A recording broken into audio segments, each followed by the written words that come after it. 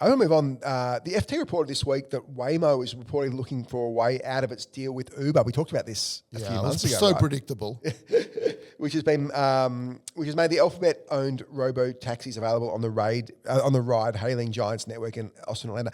You say it's predictable, but remember at the time when we argued about it, one of the things I was worried about with Uber was the fact that it had to rely on Waymo. And you said, Waymo needs Uber for its distribution. Clearly, Waymo doesn't feel that way anymore.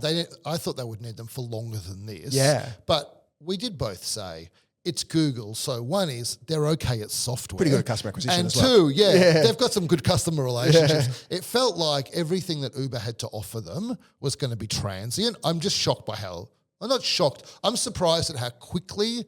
Yeah. Well, they haven't done it yet. Well, but it was always obvious they were going to try and get onto. Well, they have done it because Waymo's already told Uber that it tends to stop its using its app in January 2028, and they've already split in Phoenix. So Phoenix has happened, and these other cities are going to happen. So I have to download a Waymo app in Phoenix if I want to. Order. Yeah. That's it. My guess is it's got to be integrated into the Google suite. Absolutely, right? Totally. So I've got single sign-on. So it's going to be pretty easy. This actually is happening in the backdrop. I'm not sure if you saw this in TechCrunch, but Waymo and Uber are having a huge policy fight in DC. I'm not sure if you saw that. Oh, I did. Waymo's backing a bill to allow for the safe deployment of autonomous vehicles, which is the same as what's happening in LA and San Fran and all these places. Uber's arguing that the proposed laws would displace human for hire drivers and hand Waymo a de facto monopoly, which is strange given there's a bunch of other companies doing it. They're right about the first bit. Yeah. Uber is lobbying for a system that would require robotaxis to operate on a ride-hailing network that also uses human drivers. I wonder who that would help. Yeah. This would, of course, make Waymo business unable to operate because they don't have human drivers, and Uber would have a monopoly themselves. So this sounds pretty self-serving. Uber, meanwhile, I thought this is the interesting part. So we talk about a lot about Uber because it's such a fascinating business. But Uber, meanwhile, has seen its share price slump down 34% since September. Its recent valuation is only $134 billion. Interestingly, when Dara Khosrowshahi took over Uber in 2017, what do you reckon it was worth back then? Presumably he's ridden it up pretty heavily because I thought it was like the whole Travis debacle.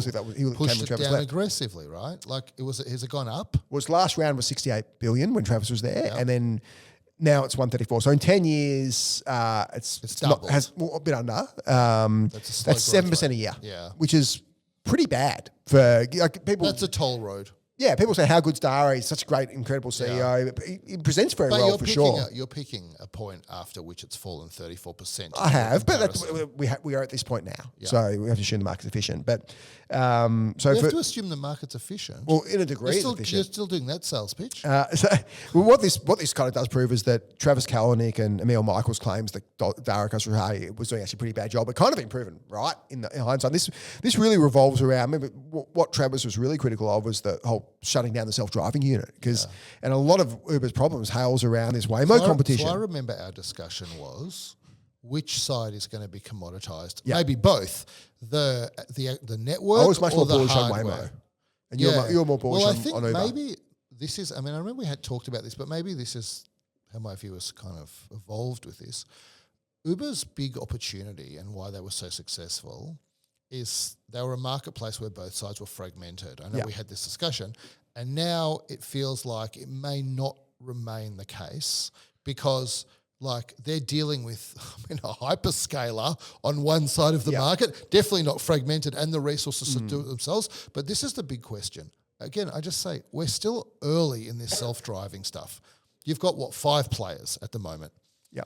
If there are 25 players or 50 players, then that will still be a fragmented market. And maybe they won't get Waymo, but unless Waymo goes and gets 60% of the market, it won't really matter. And the big question to me is, what's going to happen with all these Chinese self-driving cars being deployed around the world? Whose networks are they going to use? I think that's going to be a big determinant. So Chinese EVs or Chinese self-driving? Well, Chinese EVs. The Chinese self-driving EVs. Will they use Uber, you mean? Yeah, because presumably, there are all these Chinese players. Okay, we know BYD, but there are tons of them. Yeah. They're all going to be doing self-driving. Yeah. They're probably EVs. And so how they're going to want to deploy into the West. And so how are they going to deploy into the West? They're probably not going to do it all through their own apps. It'll be too fragmented. And so I think that's the unknown for Uber. How fragmented is that side of the market going to be? Yeah. Waymo is their Waymo is their worst nightmare. Yeah. But there could be other things that are not nightmares. But my point for was them. that it shouldn't have been, because Uber could have had their own competitor, Waymo. Obviously, they poached the guy out of Waymo, that controversial guy who went to jail briefly, the tall But do guy. you think that Uber should have ended up being a hardware provider? I think they should have been doing their own stuff. How would they have defeated all of these other much more deeply funded, How did sophisticated BYD providers? go from battery manufacturer to the world's best EV manufacturer? Like, you can do it because you I know, do but it. then what Uber would be saying ultimately is we're only going to connect you to cars. Elon that Musk are doing it with Tesla. Our cars. I know, but all of those, that seems like a terrible system. That's like a... No, but Waymo aren't the car manufacturer. Waymo just puts the LiDAR on the Jaguars at the moment, and now they're I Hyundais, know, whatever. but just like Tesla used to put their engine, their motor inside a Lotus. And No, but now I don't they're think the it's whole I don't think it's car. the Lotus Tesla. This is much more the Jaguar Waymo analogy, I think. Maybe, but like, let's even talk about the automated part, okay? The automated part of this is not just software, but a lot of it's software. How many of those providers are there going to be? It could be 100. And so do you want every one of them, like, to have their own app for hailing a car? That would be like waiting at a train station, and unless the train that you're I agree. waiting There definitely won't be. like, but I think you can't Uber, get on the train, Uber you would know? have controlled their destiny and wouldn't be beholden to the Waymos or to the Chinese manufacturer or whoever Well, I else. think Uber should just make deals with Chinese companies because Yeah, that's and just I'm going to sure they dominate the probably are. market probably. Just interestingly, if you look at Waymo, talk about Uber. Uber's valuation went from 68 billion in 2017 to 134 now. Waymo, what do you reckon Waymo's what most recently valued at? Is it separate to It's Alphabet?